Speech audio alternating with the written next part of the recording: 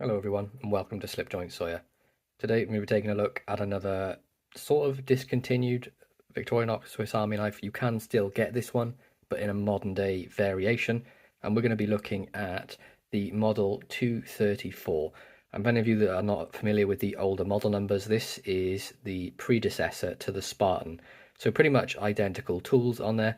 And this one I picked up from Dan, Bladebridge Customs, while at Sharp Show, and it has had a repair. Now, when he had it, the scale you can see here was cracked and this bit was sort of swinging round.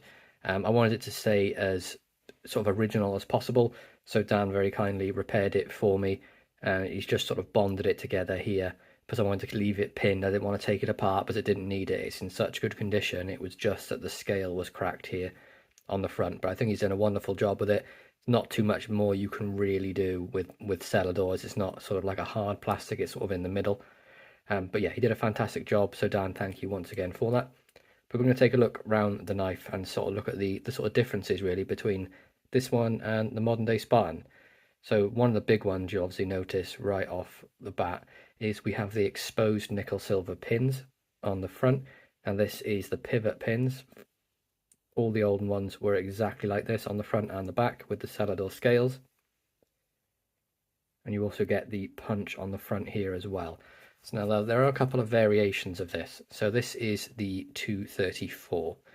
And if you got the 234K, you would also have the shackle or the bail on here, and you would also get the toothpick and the tweezers. And obviously this is the 234, so there's none of those on there. But it's a nice sleek design, makes it comfortable on the hand without the bail, without the sort of the scale tools, without them getting lost. We have the larger style nickel silver Victorinox logo on the front. Of course, we have that triangle bail on there. I honestly prefer this to the new bail. I think it's so much better. Nice sharp point on there. It sort of blends in with the handle. You can see there the cutout for it. And it's just, they've made it in such a way that you cannot tell there's something else there. It just fits absolutely perfectly. Great action. On the back then we have the older style corkscrew. So you can see you've got the 5 rings on there, as opposed to now they'll be a bit more spaced apart and there'll be 4 rings. You can also see you've got the groove going all the way down the corkscrew as well. Now the size has not really changed a whole lot. I know in the very early catalogues it was advertised as 90mm, but this is a 91mm pattern. On the front then, right hand side, we get the flathead screwdriver with the cap lifter. And you'll notice compared to a more modern day one, I actually have a modern, not a Spartan, but it's a companion, but we can look at the cap lifter on that. You can see you've got the wire stripper. Just look at the sort of the difference in it really. See that on there? Quite a big difference in the thickness and all that sort of stuff on there as well. No half stop, of course. Great action. And I love as well, there's a little cutout there just for your nail to get to the nail neck. Means it can sit a lot more flush inside the scales. On the left hand side then we have the can opener, and this is before Victorinox brought out their patent design for their own can opener. So this is the original one, a lot more similar to the Wenger can opener. Nice point on there, works fantastic, but they designed their own which works superbly well as well. But with the Victorinox one you do get the bonus of the small flathead screwdriver on there, but no half stop. Great condition of this tool. Nice little edge on the inside there, not razor sharp as in a knife, but sharp enough to get through a tin.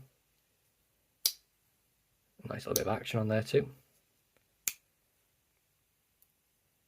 On the back then we get the small blade, and on these older ones excuse me, you get the little tiny clip blade. Now the clip point blade has changed slightly over the years.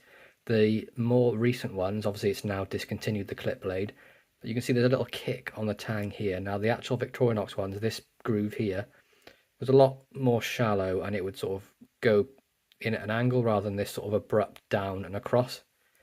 It's a very sort of dainty little clip point. There is a little bit of a swedge at the top here as well, which I'm just noticing for the first time. Someone did a pretty hammer-fisted job on it, whoever owned this originally. I've put a bit of an edge on it now. It is sharp, that area, but I don't want to take too much of the material off, because I'll be taking unnecessary material off really just to get that bit equal. See a nice edge on there. It's obviously been sanded down by someone at some point. Nice little nail neck on there as well. Pretty decent blade stock. Nice little kick. Razor sharp blade. No half stop, of course, but still phenomenal action for the age of this knife, and we will look at that in a second. But I couldn't believe the condition for the age. I know it did have a cracked scale, but honestly that's so minor compared to what could have happened for the age of this knife. And then we also have the main blade. See, it's slightly different again to the shape of the more modern ones. A lot less belly, a lot more sort of straight spear point blade. And here is the tang stamp. So you've got the cross, Army Swiss, and on the back, Victoria, Switzerland, stainless. And this is 47 to 52. Now we'll put that up here in the corner, but for a knife that is, what, 72 years old, maybe a little bit more, my maths isn't great, but look at the condition of this thing for the age. Liners are in immaculate condition. Honestly, it's superb. Action's great, plenty of blade material left on that main blade as well. Nice tiny bit of swedging on the top here, nothing too major. A little bit on the back here as well. Nice edge all the way round, razor sharp. Nothing, no wobble, no play. So Victorinox are doing it back then as well with the great quality control. This has been one I've been on the lookout for a very long time. Not specifically the 234, which is the Spartan, but one with the exposed pins, as I really want to start seeing if I can get as much of these as possible, because I really love the look of them. I think it's just so much better when you can see the pins exposed. It adds a bit of class to it for me, and I'm a massive fan of Victorinox, as you'll know. But you'll notice as well there is a slightly thicker blade stock on these.